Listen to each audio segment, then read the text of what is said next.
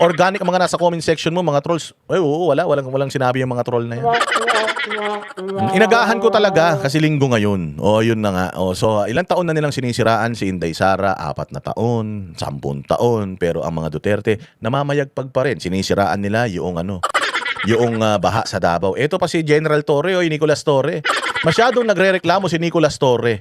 Siya daw ay tiga Davao. Gago, di ka naman tiga Davao eh. Tanga, walang probinsyang gustong mag-ampun sa'yo. Persona non grata ka nga dyan sa, sa Leyte ba? O sa Samar eh. Persona non grata ka nga. Eh, dyan nga sa Davao, sinusuka ka pa paano sasabihin tiga Davao ka. Di ka man Davaoenyo, Ilonggo ka eh. Umuwi ka sa probinsya nyo, sa bundok. Tangin ng General Torre na to, nakikialam na naman. Itong mga laos na mga tao na pasikat na gusto lang mapag-usapan. Kasi nga, dalawa lang yan eh. Para mapag-usapan ka, gusto mo mapag-usapan ka, awayin mo mga Duterte, sigurado ako mapag-uusapan ka. Mumurahin ka nga lang ng taong bayan. Pero, mapapag-usapan ka, umiepal tong General Torre, itong kupal na ito. Itong putang inang taong grasa na ito. Itong kahit maligo, hiluran mo, putang ina, mukhang ano pa rin, mukhang tubol pa rin. Ito yata ang totoong si Nardong Putik. Si Nardong Putik, kahit papaano, mas malinis pa. Ito si Nardong Putik na si General Torre. Diyos ko po. Nagagalit siya. Taga Coronadal. Hindi naman pala taga Davao. Nakikialam taga Davao. Hindi daw siya, humihingi daw siya ng kasagutan. Putangin mo, hindi ka naman butante ng Davao. Ulul ka. Nagre-reklamo siya sa baha. Gago, ang daming baha sa buong Pilipinas. Hindi lang sa Davao binaba. Actually, dyan nga sa Davao, meron pang mga parte ng Mindanao. Dyan din sa Davao na hindi naman mga Duterte ang hindi naman mga Duterte ang leader ng LGU dyan. Ang lalalim ng baha eh, hanggang baba ni Lovely Granada eh. Hanggang baba ni Lovely Granada yung baha dyan, putangin na ninyo, hindi nyo pinapansin. Tapos etong baha sa Davao, nakita nyo ba yung baha sa Davao? Mas malinis pa yung baha sa Davao kaysa sa pagmumukha ni General Torre. Mas malinis pa yung baha sa Davao kaysa sa mukha mo, General Torre. Kaysa sa budhi mo, madumi ang budhi mo, wag ka na makialam sa Davao. Yung mga taga Davao nga na binaha yung mga taga Davao, lihitin mo mga taga Davao, botante ng Davao eh. Hindi nga sila nagagalit na binaha sa kanila eh. Yung baha naman normal yan dahil dito sa Pilipinas normal ang baha. Yun na nga ang problema natin. Kasi itong putangin ng gobyerno natin, himbis na sana inaayos yung mga flood control, hindi inaayos yung mga flood control. Maayos ba yung mga flood control sa Davao? Oo, nagpunta dyan. Yung ICI, nagpunta dyan. Si Magalong, nagpunta dyan itong si Vince Dizon. Wala silang nakitang pangit na proyekto dyan. Kung bumaha dyan, imagine ninyo kung mga magnanakaw ang mga Duterte. Imagine ninyo kung itong mga Duterte mga kawatan. Di ko yung baha na yan kung hindi matibay ang mga flood control dyan sa Davao. Putangin na, baka nalunod na lahat ng tao dyan. Baka yung barko ni Noah dumaan na dyan. Flash Manuel, salamat sa'yo Flash Manuel dyan sa Amerika ha. Mabuhay ka Flash Manuel. Dumami pa sana ang lahi mo. Reklamo kayo ng reklamo. Yung mga taga Davao nga hindi nagre-reklamo eh. Sabi pa nila, bakit ang PDP? Nagrally-rally pa ang PDP. Anong pakialam nyo? Utangin na ninyo. Pakialaman ninyo yung mga lugar ninyo. Pakialaman ninyo yung bobong presidente natin na walang nagawa sa Pilipinas. Pakialaman nyo yung mga congressman nyo na himbis na gumagawa ng batas, putangin na nakatutok dito sa impeachment na ito na walang kakwenta-kwenta. Yan ang mga pakialaman nyo. Huwag nyo pakialaman ng Davao dahil balita ko, maayos na ulit dyan sa Davao. Kahit bumaha, makikita mo yung gobyerno, may plano. Makikita mo talaga yung kanilang 911 gumagana, yung kanilang disaster response team gumagana, yung kanilang LGU gumagana. Anong problema ron? Isipin nyo sa inyo dyan sa Alam nyo ba kung magkano flood control project na napunta dyan sa Ilocos, dyan kay Sandro Marcos? 12 bilyon. Putang ina niyan. 12 bilyon, binabaha pa rin kayo. Etong Davao City, wala nga pondong binigay dyan ng gobyerno eh. Tapos bumabaha dyan ngayon, hindi nga nagre-reklamo yung mga tao. Normal man yun. Masan ka makakita? Bumaha, hindi naman daw umuulan. Hindi daw masyadong umuulan, bumaha ng sobra. Kasi daw yung ulan, sumobra-sobra daw ang ulan doon sa Mount Apo. Siyempre, rumaragas yung tubig mula doon sa may Mount Apo, pababa. Kaya napunta dyan sa mga mabababang lugar ng Davao City. So binaha sila. Okay man lang, mayroon naman programa yung LGU nila sa baha. Mga tanga.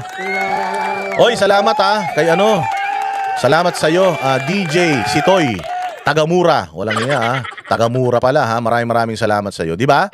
Walang iya kayo, hindi nyo kayang pabagsakin ng mga Duterte sa ganyan lang.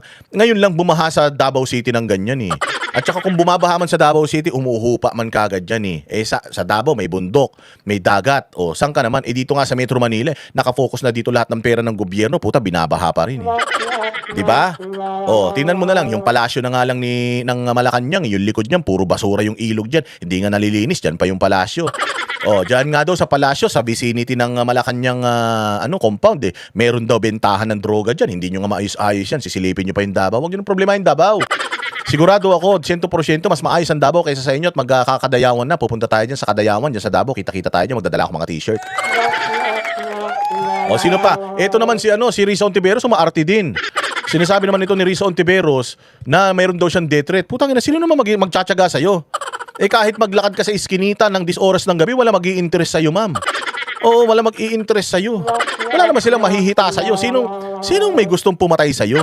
0.01% ang survey mo. Putsang inan yan. Walang may interest sa'yo. Risa Ontiveros. Kahit ngayong mga dilawang tae, ayaw sa'yo eh. Kahit yung mga loyalista ayaw sa'yo, isa lang ang tao na may, alam mo yung 0.01% ni Risa Ontiveros, si Trillanes yun. Nag-iisa lang, si Trillanes lang ang may gusto sa'yo. Yung mga kasamahan mo ayaw sa'yo. Oo, dahil putya, tanim witness ka na nga eh. Yung mga witness dyan sa Parmali, dyan sa KOJC, kay Pastor, tinanim mo na nga eh, di umano eh. Tapos ngayon, pati ba naman yung death threat, itatanim mo pa, gusto mo pa makihati ah. Dahil may death threat kunyari si Bongbong Marcos. Gusto niya may death threat din siya. Dami mong alam, magpatato ka sa mukha kung gusto mo sumikat. O kaya kung gusto mo sumikat, Risa Ontiveros, kumain ka ng tae na may bako. Walang hiya. Alam ninyo, nagkaroon nga lang, sabi ko nga sa Facebook post ko eh, wala namang death threat si wala namang death threat yan si Risa Ontiveros eh. Panay ang dikit kasi kay Lovely Granada tsaka kay Llamas eh. Ang haba ng baba niya, pag natuso ka niyan, matititano ka talaga eh. Huwag ka kasing magdidikit kay Llamas tsaka kay Lovely Granada. Oo, para yung buhay mo humaba pa. Pag natuso ka ng mga baba niyan, yari ka talaga. Hindi ka man mamatay sa sugat, mamamatay ka sa bakterya dahil puro puro dumi. Makukuha mo sa mga deadly weapon niyang mga yan. Tapos, putya, sabi nila mag-shota daw kayo ni Llamas. Matitetano ka sa ngipin nun. Ang daming tartar ng ngipin nun, sisipilyo yun eh. Oo, mag-iwas-iwas ka sa mga tao na yan para humaba-haba pang buhay mo. O hindi ba? Kami ang boses ng masa, hindi natatakot. Katotohanan lang, di kami nalulunod. Walang bahid ng sismis, lahat ay totoo. Kahit sino ka pa, pag mali ka babanatan ka. Walang pinipiling kulay, wala kaming kinikilingan. Basta para sa bayan, kami lalaban. Pagdama palakpakan, pag mali banatan. Di matitinag, di matatakot, para sa bayan tuloy ang sigaw.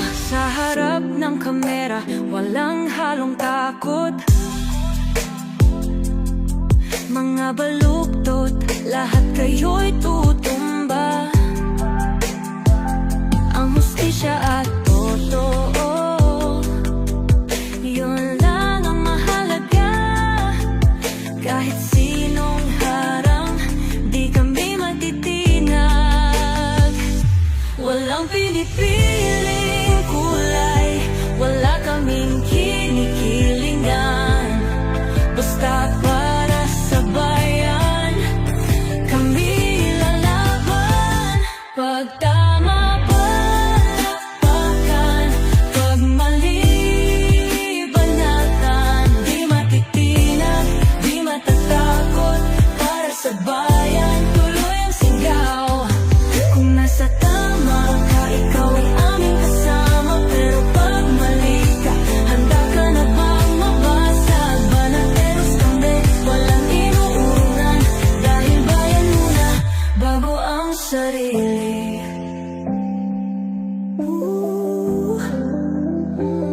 Bago ang sarili.